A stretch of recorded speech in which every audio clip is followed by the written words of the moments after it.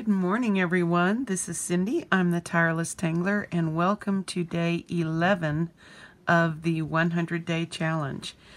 Today's tangle is Braid by Michele Beauchamp. I have loved this tangle from almost the beginning and have never been able to successfully execute it, but I'm getting closer. I've practiced a lot in the last couple of days, and so hopefully I'll be able to show you this. One of the things that I'm really glad about is that this 100-day challenge, and I let somebody else choose the prompts, and that's forcing me into a place where I'm using tangles that I normally would not choose. And I think that's a really great thing for everyone to sort of be pushed outside their comfort zone. So let's get to Braid, but before I get to that, I just want to show you, don't throw your phone boxes away. This is the perfect place to keep your pins, and it has the little close thing. Mine's a little over full. If you are like me and you never have enough spots for pins and you want to keep them lying down like you're supposed to, this is a great idea. So I just thought I would share that. Okay, so lots of struggles in this tangle for people, and I'll share what my struggles with it are, and maybe you guys can share your struggles with it in comments, and maybe between the two of us we can come to some ideas that will help everyone. You want to start with a couple of pencil lines. This is sort of a ribbon type tangle, and so the pencil lines are just like a string. So you want to start by dividing this, think of it as a hank of hair, and you're going to divide it up into the little sections that are going to make it look like braids. So you're going to start with a nice slanted curved line from one edge to the next. And then you're going to turn it and put another curved line from the midpoint approximately of the last one down to the edge. And now we're off. Stick to the midpoint. Michele doesn't always do that in hers, but I think she just goes with what works for the string that she's using at that time, and you can do what works for you. I find it that works best for me if I curve it slightly to the right on one side. Actually, it's to the right on both sides when I turn, but each of the lines comes down and slightly curves around your pencil lines.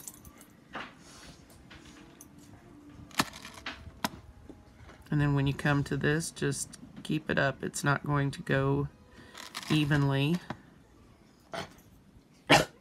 Simba says, hello, everyone. Hello, Simba. What do you got to share with us today? Is it like that? Okay. All right, well, let me finish, okay? And then we'll have some time. Okay. Okay, big dog. Say woof. Woof. All right. Okay, so this is sort of how you set up the track for each section. Now this is where I have the problems. It isn't this part. It's getting the sections that are supposed to look like hair to all sort of fold in the way they're supposed to, and there are some tips I can give you, but I have to say that I'm not exactly confident in them yet myself, so bear with me.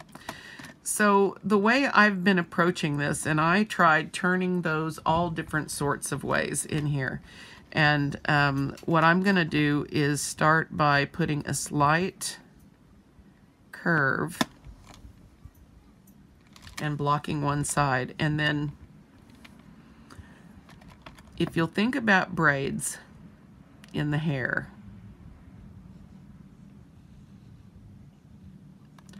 the hair usually goes like this. Yes? From each side, and then each side folds over the other one. So we're going to want this to sort of, I don't know. I don't know how I did this, but what I did do is I looked at her step out on Tangle Patterns, and she sort of bunches or turns them towards each other, so that this is each section is like its own entity. And she puts a little sparkle in hers. And you just sort of handle it like that. Let's do another one. So curve that down, and then I'm going to sort of follow this.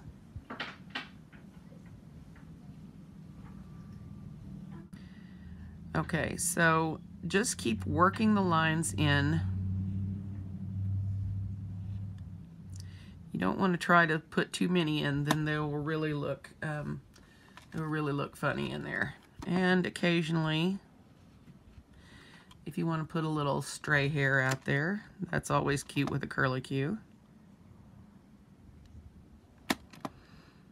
And so each section, I sort of find a midpoint and sort of try to curve around and then leave some sparkle, some blank areas in the middle. And that's how I'm handling it. I don't know that it's particularly great this way, and I will be thrilled to get some inspiration from some of you other guys. But this is how I'm handling each of these sections. And it may or may not be correct, but it's close enough to give me the sort of look that I want.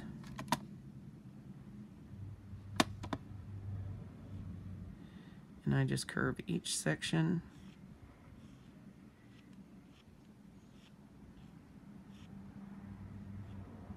I'm kind of haphazard about this because I like it to not look too uniform.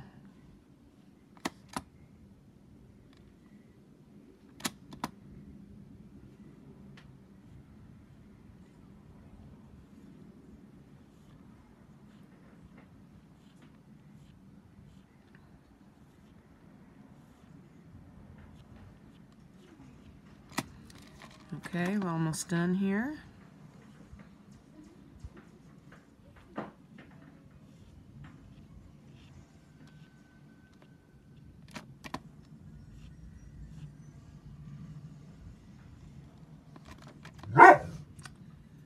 Simba, no, no.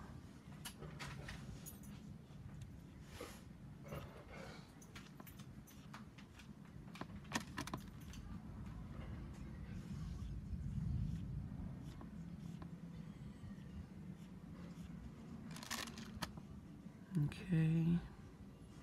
Now, when you get down to the point where you are ready to put, I'm going to actually add a couple more sections on here, but when you get down to the area where you are wanting to maybe have the hair coming out the end, or however you want to handle the end, one tip.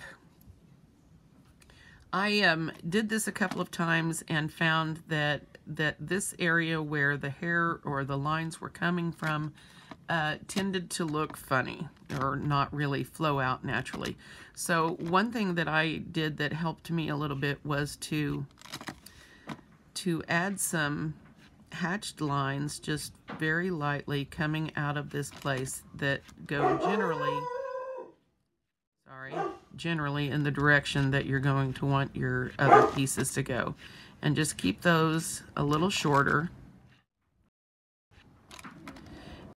And then about this point, when you have some thickness there, then you can start with your, you know, if you put little dots on them, or if you just want to curly cue them out. So you can do pretty much whatever you want. But if you spend a little time just hatching that out, then you've given yourself a little thickness in that area, and then it just looks better. This is how I've approached braid. Again, it's not my best tangle, but this will give you an idea of how to do it, and I'm not letting the fact that it's not my best tangle get in the way of using it and becoming more familiar with it. So let's put this in our pattern.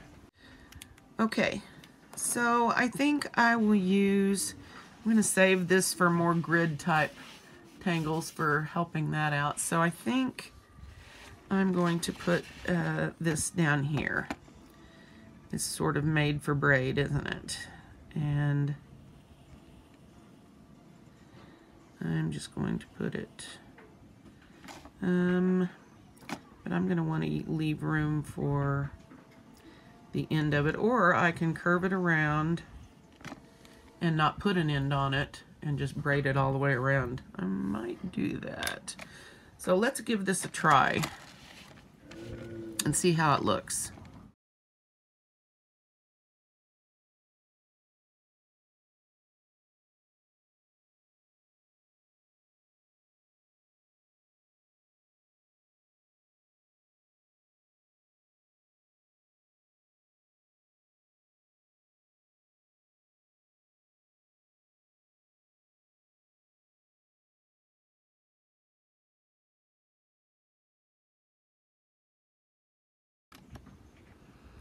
I think I will just go ahead and take this around this corner here instead of finishing it off. All right, let's add in the individual parts and a little bit of shading and we'll be finished for today.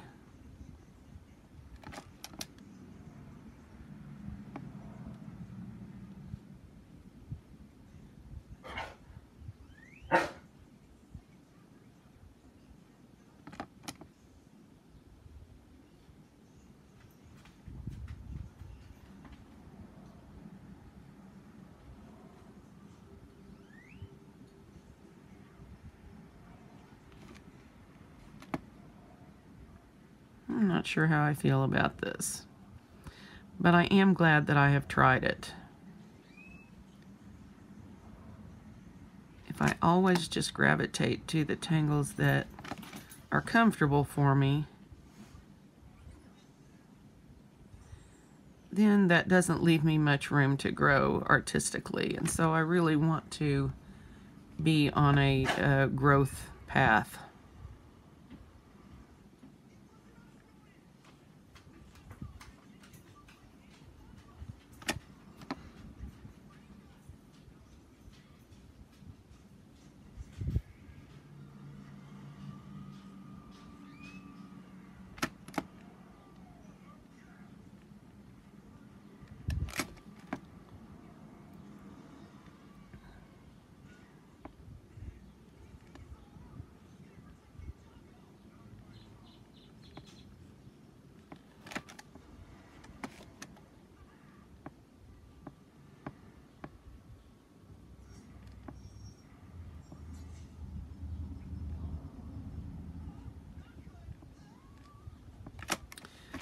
All right, one more section.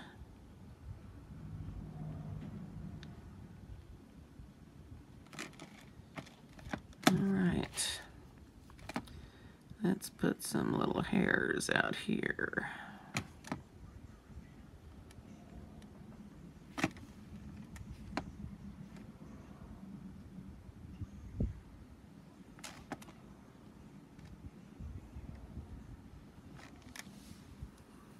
All right, let's shade this and we'll be finished for today. Thank you guys so much for continuing to come back every day. I don't know that we will still be doing it this way when by the time we finish this one piece, this first 50 tangle piece. But I will tell you that I really appreciate you taking this ride with me, at least as long as you can. And today I have my Zentangle pencil. So for shading, besides where it goes and comes on the pattern as always, then I'm going to put down a tiny bit on the bottom side of each one of these sections here.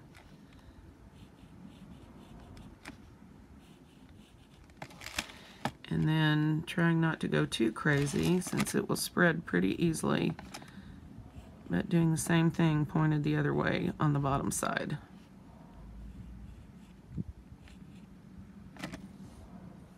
Okay, let's try blending this. I said it won't be much. I'm saving most of the blending for once we're finished with each section, and then we'll go through and do a darker shade on everything. But just a tiny bit of shading under those really gives a lot of dimension to the way this looks.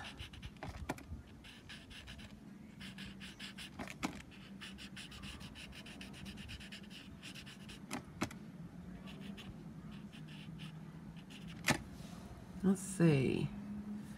Not bad, not bad, not bad. Okay, I think we are done with day, I'm losing track now, 11. And we are going to be back tomorrow with our second weekend edition. Don't forget that the project pack starts today, Project Pack 5 from Zentangle. And even if you don't have all of the actual things from the project pack, you can still participate. I really encourage everybody to do that, and we will see what they have in store for us this time. So I will see everybody back for the weekend tomorrow, and I wish you all the joy in drawing that I have found. Bye-bye.